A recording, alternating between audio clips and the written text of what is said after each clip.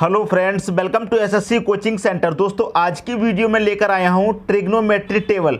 अगर आप ट्रिग्नोमेट्री पढ़ना चाहते हैं और आपको ट्रिग्नोमेट्री का टेबल याद नहीं है, आपको नहीं पता है कि कौन सा मान कितना होता है, तो फिर आप ट्रिग्नोमेट्री के प्रश्नों को सॉल्व नहीं कर पाएंगे। अगर आपको ट्रिग्नोमेट्री याद नहीं है, टेबल आपको याद नहीं है, तो इस वीडियो में टेबल को याद करने की ट्रिक लेकर के आया हूँ। इस वीडियो को आप अंत तक देखिए, ट्रिग्नोमेट्री का टेबल आपको याद हो जाएगा। तो चलिए स्टार्ट करते हैं। दोस्तों देखिए, यहाँ पर आपको मालूम है 0 डिग्री, 30 डिग्री, 45 डिग्री, 60 डिग्री और 90 डिग्री दिया गया है। क्लियर है। और यहाँ पर साइन का मान लिखा हुआ है। साइन 0 डिग्री का मान कितना होता है? 0। साइन 30 का मान होता है 1/2। साइन 45 का मान होता है 1/√2 और साइन 60 का मान होता है √3/2 और साइन 90 का मान होता है 1। अगर दोस्तों आपको ये याद नहीं है तो इस लाइन को आप याद कर लीजिए। वैसे तो आपको याद होगी, क्योंकि 6वीं क्लास, 7वीं क्लास या फिर 8वीं क्लास में ही इनको याद करवा दिया जाता है। ठीक है। अब बात आती है कॉस की। साइन का मान तो आपको पता चल गया। अब कॉस 0 डिग्री का मान कितना होगा, या फिर कॉस 30 डिग्री का मान कितना होगा, 45 का, 60 का या फिर 90 का। तो दोस्तों आपको साइन का याद है, तो फिर समझ लीजिए आपको कॉस का भी याद है। कैसे दोस्तों? आप कहेंगे ऐसा कैसे पॉसिबल है? मैं आपको बताता हूं कैसे पॉसिबल है। जब आपको साइन का मान याद है तो कॉस का मान भी याद है। कैसे? साइन का जस्ट उल्टा कॉस का मान होता है। देखिए कैसे, साइन का जस्ट उल्टा। अब क्या करेंगे, साइन का जस्ट उल्टा पीछे से लिखते जाएंगे। 1 है, 1 पहले आ जाएगा। √3/2 है, √3/2 लिख दीजिए। फिर कितना है? 1/√2, 1/√2 लिख दीजिए। 1/2 है, 1/2 लिख दो। 0 है तो 0 लिख दो। लिख दिया दोस्तों। यही हो गया आपका कॉस का मान। साइन का जो मान होता है उसका उल्टा ही कॉस का मान होता है। पीछे से लिखते चले जाइए। पीछे 1 है, फिर √3/2 है, फिर 1/2 है लिखा, 1/2 लिखा, फिर 0 लिखा। बस दोस्तों आपका कॉस का मान भी निकल के आ गया। अब बात करते हैं tan के मान की। साइन का याद हो था, कॉस का भी आपको पता चल गया क्या होता है। अगर आपको tan का याद नहीं है तो दोस्तों tan का मान क्या होता है? कॉस के मान से साइन के मान में भाग दे दीजिए, आपका tan का मान निकल के आ जाएगा। देखिए कैसे, 0 में भाग देंगे 1 से, तो 0 में तो आप किसी भी संख्या से दोस्तों भाग दे दो, क्या आ जाएगा? आपका 0 ही आ जाएगा। क्लियर है।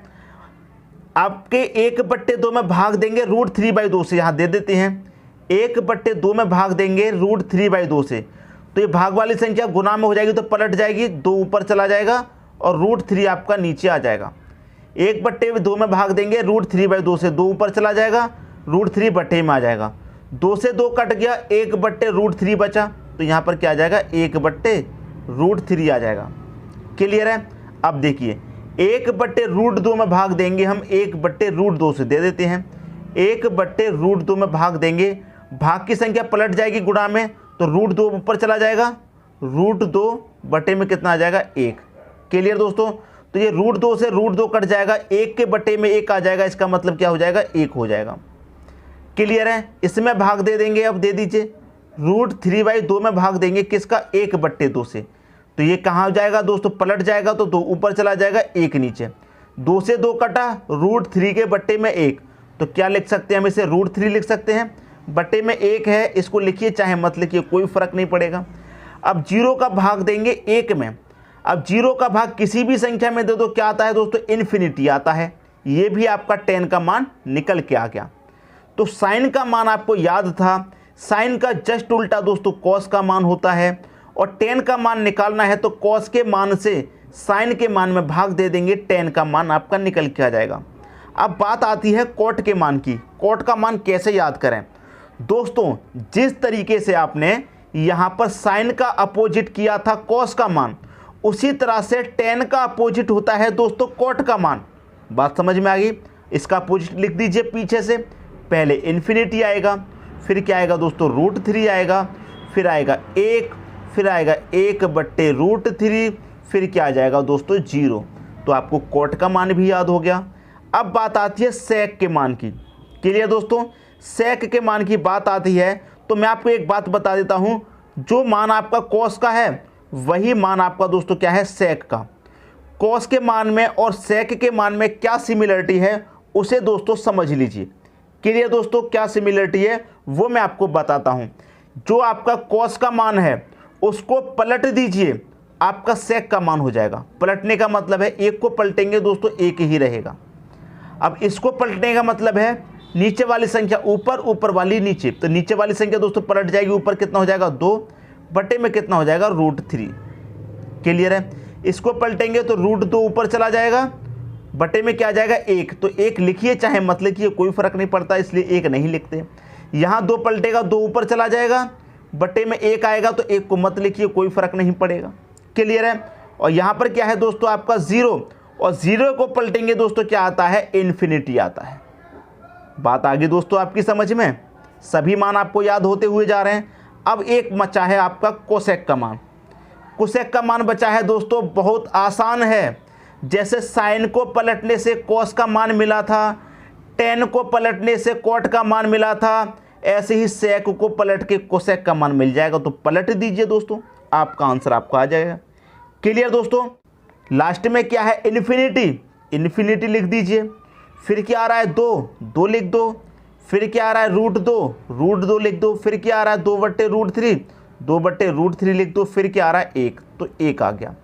दोस्तों अगर कोई भी स्टूडेंट ऐसा है जिसकी समझ में नहीं आया हो, ये ट्रिग्नोमेट्री टेबल याद नहीं हो पाई हो, तो कमेंट बॉक्स में दोस्तों ज़रूर बताइएगा। सबसे आसान तरीका मैंने आपको बताया है ट्रिग्नोमेट्री को याद करने का। क्लियर है। अगर आपको कॉस के मान नहीं पता, टेन के नहीं पता, कोई बात नहीं, सिर्फ और सिर्फ साइन के मान आपको पता हैं, तो उसी से आप कॉस, टेन, कॉट, सेक, कोसेक के मान आपको याद हो जाएंगे। क्लियर दोस्तों।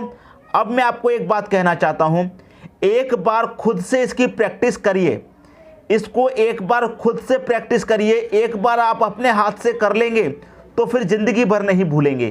क्लियर है। इसीलिए मैं कहता हूं बार बार कि प्रैक्टिस ज़रूर करनी चाहिए। जितना प्रैक्टिस करेंगे उतना ही आपको याद होगा, कभी नहीं भूलेंगे। ठीक है दोस्तों, वीडियो कैसा लगा कमेंट बॉक्स में ज़रूर बताइएगा। अच्छा लगा हो तो लाइक कर दीजिए, दोस्तों में शेयर कर दीजिए। अगर आप नए स्टूडेंट हैं, चैनल को अभी तक सब्सक्राइब नहीं किया है तो चैनल को सब्सक्राइब कर लीजिए और बेल आइकन का बटन ज़रूर दबा देना दोस्तों। क्लियर हुई बात। धन्यवाद।